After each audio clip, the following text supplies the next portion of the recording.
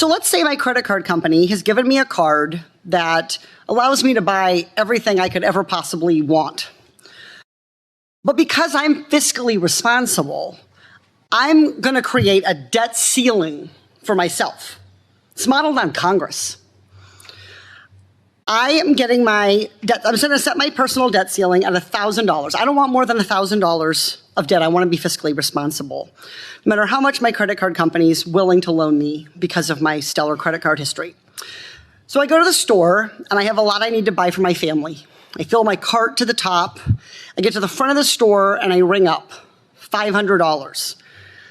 I look at the bill. I reach for my card.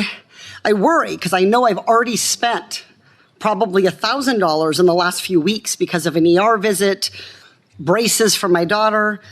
Dr. Edelberg, will my credit card company respect my personal $1,000 debt ceiling, or will this transaction go through? The transaction will go through. I hate to disrespect my debt ceiling, but my kids have to eat, they need their school supplies, their feet keep growing. So I swipe the credit card, the charge goes through. Now fast forward. My credit card bill arrives.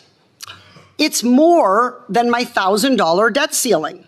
I call up my credit card company and I tell them, I've exceeded my debt ceiling. I'm not going to pay back the $500 above my debt ceiling, even though I've already spent it, even though my kids have already eaten the food, worn the clothes. Dr. Edelberg, will my credit card company accept this, my personal debt ceiling, as an excuse for why I'm not paying my bills? They will consider you in default. So my lender expects to be repaid, no matter what I set as my debt ceiling. If I decide to stick with my debt ceiling and I do default, you said they'll consider me in default, what's going to happen to me?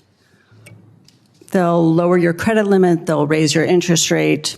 They might even cancel the card.